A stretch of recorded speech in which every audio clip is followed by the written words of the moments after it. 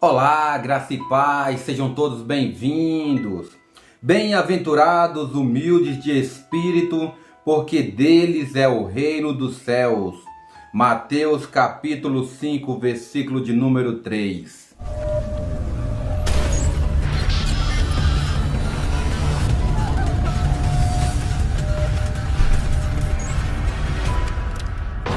Você está no canal Irmão Helder FP, somente a verdade. Somente a verdade. No estudo passado, nós estudamos sobre a morte do sacerdote Eli e dos seus dois filhos, Ofni e Finéias.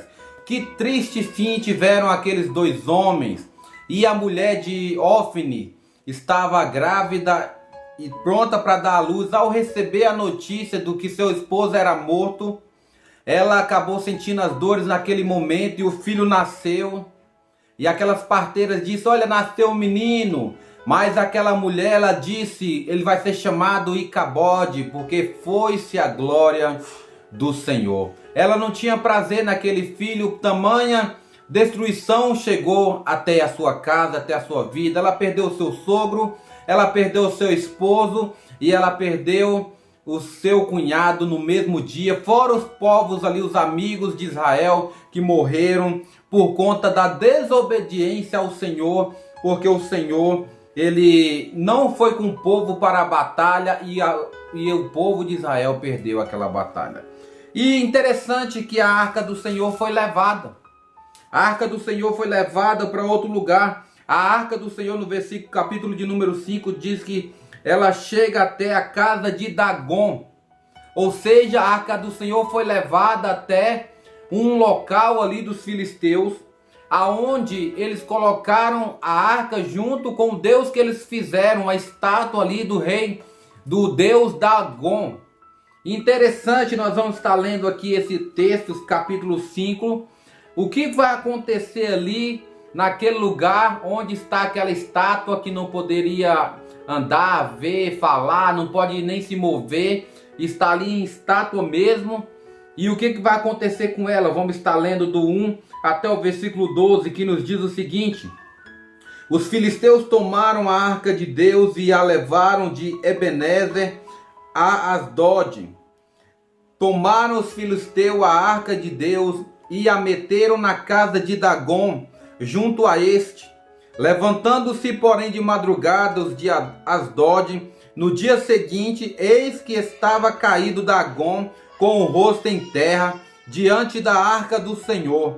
Tomaram-no e tornaram a pô-lo no seu lugar. Levantando-se de madrugada no dia seguinte, pela manhã, eis que Dagon jazia caído de bruços diante da arca do Senhor. A cabeça de Dagon e as duas mãos estavam cortadas sobre o limiar dele, ficaram apenas o tronco. Por isso os sacerdotes de Dagon e todos os que entraram no seu templo não lhe pisam o limiar em Asdod, até ao dia de hoje.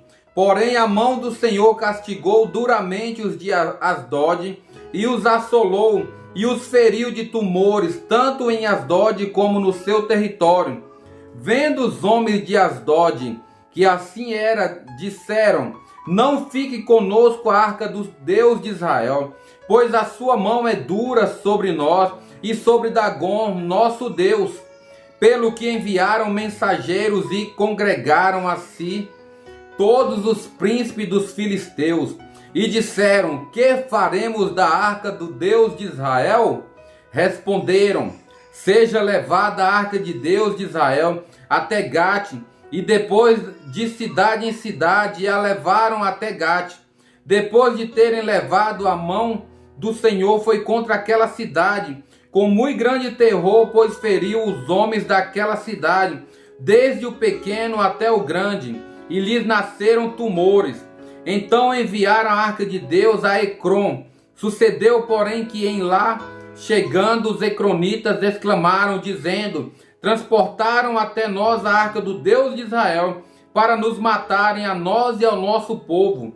Então enviaram mensageiros e congregaram a todos os príncipes dos filisteus, e disseram: devolvei a arca do Deus de Israel e torne para o seu lugar, para que não mate nem a nós nem ao nosso povo, porque havia terror de morte em toda a cidade, e a mão de Deus castigara duramente ali. Os homens que não morriam eram atingidos com os tumores, e o clamor da cidade subiu até ao céu. Olha só o que acontece, meus queridos, nessa história. Quando Eli ficou sabendo da morte dos seus dois filhos, que o povo de Israel, que os exércitos de Israel tinham perdido a batalha e que a arca do Senhor foi levada, Eli cai para trás da sua cadeira e morre.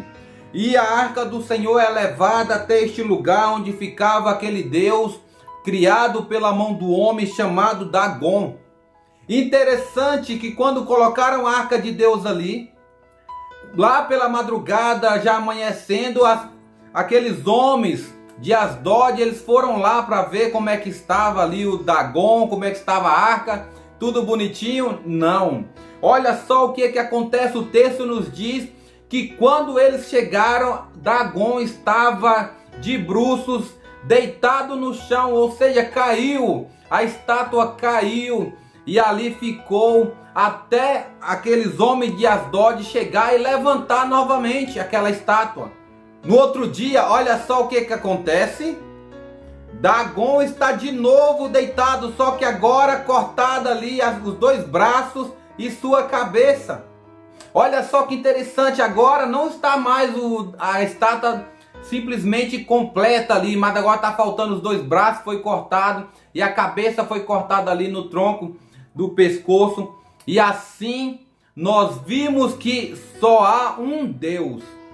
E quando Deus ele faz isso com aquela imagem, com aquela escultura feita pela mão humana, Deus está dizendo o seguinte para aqueles homens: só existe um Deus. E a arca da aliança simbolizava a presença de Deus. E onde há a presença de Deus, aqueles que são falsos, aqueles que são somente imagem, aqueles que são somente pedras, barro, madeira, se quebram, caem, se cortam, ou seja, ninguém fica de pé diante da presença do Senhor. Ninguém com o nome, querendo ser Deus igual a Deus, vai ficar de pé. O que aqueles homens fazem? Olha, esse Deus ele é forte, o Deus de Israel ele é muito forte, vamos mandar para outra cidade, e assim outra cidade.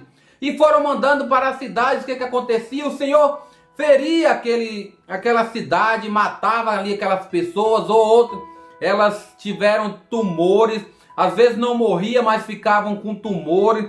E aonde a arca de Deus chegava, o terror chegava naquele lugar, a ponto de que certas pessoas diziam: estão trazendo a arca para aqui.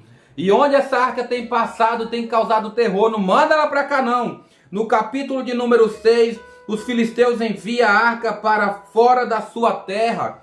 A arca de Deus chega a Bet-Semes, a arca chega a Kiriat Jearim, e Samuel vai exortar o povo ao arrependimento, o povo de Deus, no capítulo de número 7, e nós vamos estar estudando no próximo discipulado, porque não vai dar tempo. Nós vamos ficar só por aqui mesmo, nos capítulos 5 e capítulo 6, aonde a arca de Deus chegava, aqueles povos sentia o poder de Deus, sentia a mão de Deus pesando sobre aquele lugar, porque a arca de Deus foi criada, foi feita para andar no meio do seu povo e não no meio de povos que não tem nada a ver com Deus.